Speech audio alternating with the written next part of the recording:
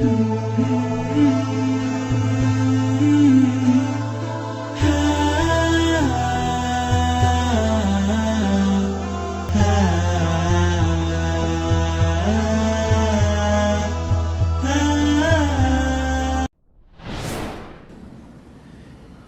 dan Ma'juj adalah dua nama suku dari turunan Adam, sama dengan kita manusia.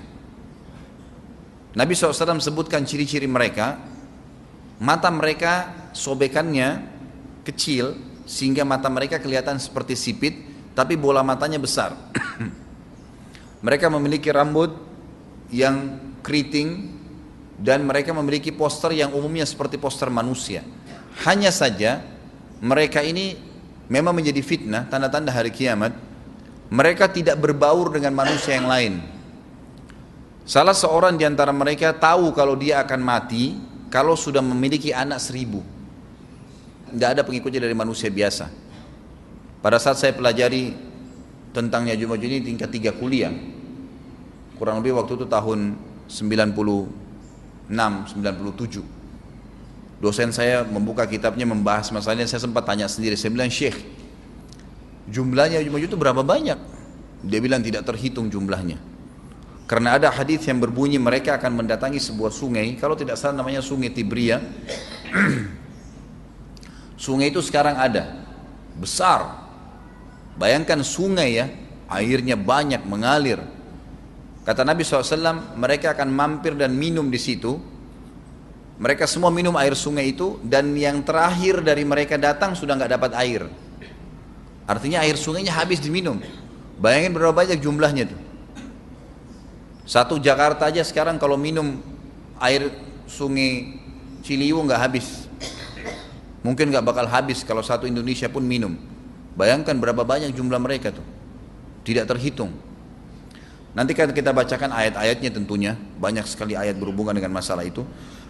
Tapi yang jelas pada saat itu Nabi SAW mengatakan, Allah berfirman kepada Isa, berkata, wahai Isa, aku akan mengeluarkan hamba-hambaku yang tidak ada seorang pun dari kalian bisa mengalahkannya, termasuk Isa AS, nggak bisa mengalahkan.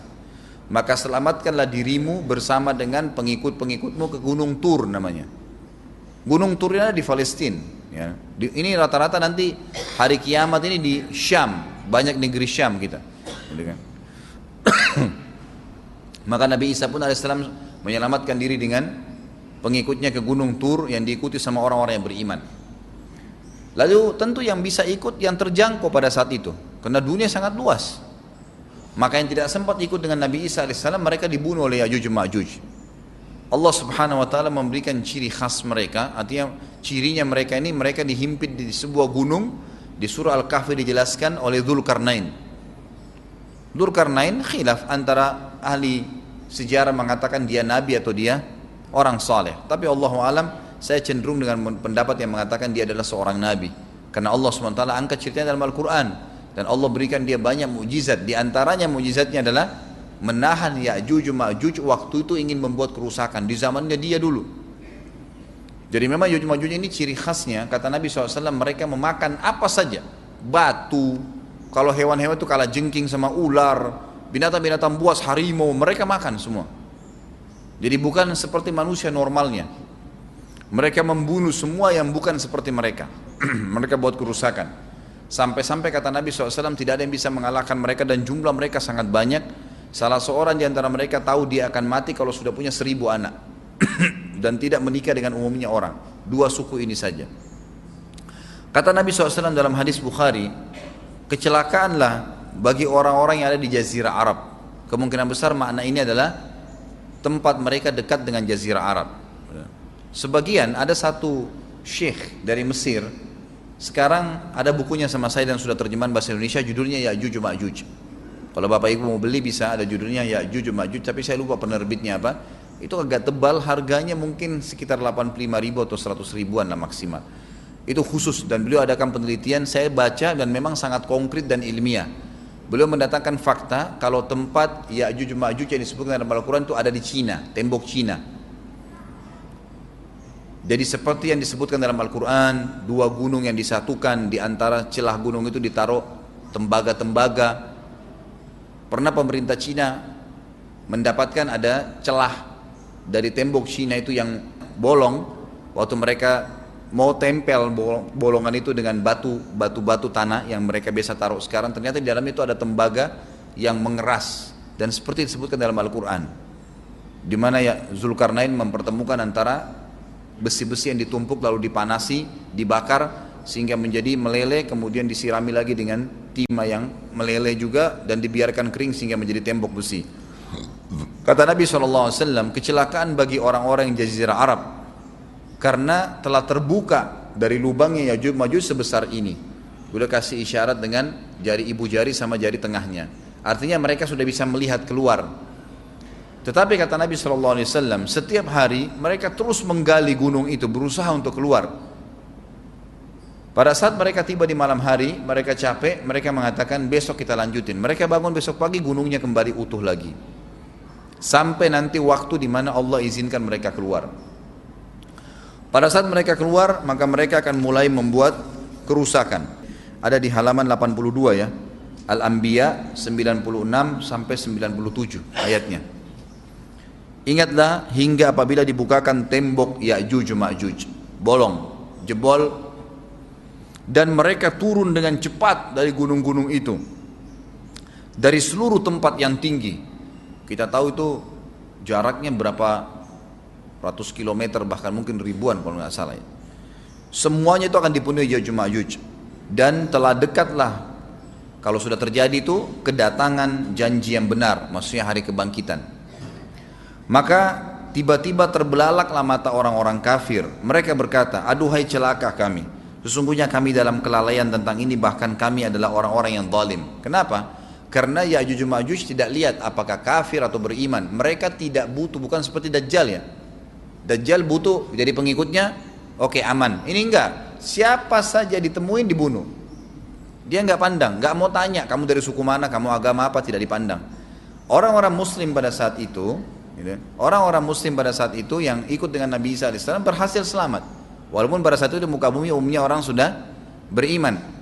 Yang dimaksud di sini orang-orang kafir adalah adanya orang-orang yang masuk Islam karena terpaksa, karena mereka tidak terlalu faham pada saat itu, lalu mereka menganggap remeh informasi dari Nabi Isa AS. Maka mereka terbelalak matanya karena dibunuh oleh Ya'juj Ma'juj. Kata Nabi SAW di dalam hadis sahih riwayat Imam Bukhari, bahwasanya Ya'juj Ma'juj akan membunuh siapapun yang mereka temui. Bahkan pada saat mereka sudah merasa menguasai bumi, mereka melepaskan anak-anak panah mereka ke langit, lalu Allah menurunkan anak-anak panah mereka sebagai fitnah dipenuhi dengan darah. Maka mereka berkata, kami telah membunuh semua yang ada di bumi dan semua yang ada di langit. Maka sebagai penutup dalam bahasan itu kata Nabi SAW, Allah lalu mengizinkan Isa untuk berdoa kepada Allah agar memusnahkan mereka. Maka Isa AS pun akhirnya berdoa, meminta kepada Allah Subhanahu Wa Taala agar mereka semua dimusnahkan. Maka pada saat itu pun Allah Subhanahu Wa Taala menurunkan kepada mereka hama. Sebagian hadis menyebutkan serangga kecil seperti cacing, banyak sekali yang menimpa tubuh-tubuh mereka, setiap orang satu, dan itu membuat mereka mati. Membuat mereka mati, dan mereka mati seketika semuanya. Jadi secara bersamaan semuanya meninggal. Allahu a'lam waktu itu berapa ratus juta jumlah orang Ya'juj Ma'juj pada saat itu, tapi semuanya akan mati, dan seluruh muka bumi dipenuhi dengan jasad mereka. Setelah itu Nabi Isa AS pun berdoa kepada Allah Subhanahu Wa Taala agar menghilangkan jasad-jasad mereka yang baunya sudah luar biasa waktu saat itu disebutkan dalam hadis. Maka Allah Subhanahu Wa Taala mengabulkan dan mengutus dari arah barat burung-burung yang lehernya panjang dan pelatuk mulutnya besar, yang memegang setiap jasad Ya'juj diambil, diangkat, setiap orang satu burung. Bayangkan berapa banyak miliaran burung pada saat itu. Kita nggak tahu bagaimana, Allahu a'lam, tapi ini wahyu, penyampaian informasi yang pasti. Diambil, kemudian jasad-jasad mereka dilempar ke lautan. Lalu Allah SWT turunkan hujan. Pada saat turun hujan, maka hujan tersebut membersihkan semua bekas-bekas mereka, kotoran mereka, darahnya segala. bersih, maka bumi kembali subur lagi. Tapi tidak disebutkan berhubungan dengan masalah ini berapa lamakah kejadian tersebut terjadi. Kemudian setelah itu Isa alaihissalam memimpin lagi di muka bumi sampai beliau meninggal. Setelah Isa alaihissalam meninggal, kembali lagi sebagian besar manusia berbuat kekufuran. Kembali manusia berbuat kekufuran. Mereka kembali lalai, nggak ada lagi pemimpinnya karena terlalu banyak orang pada saat itu, maka ada yang kufur lagi.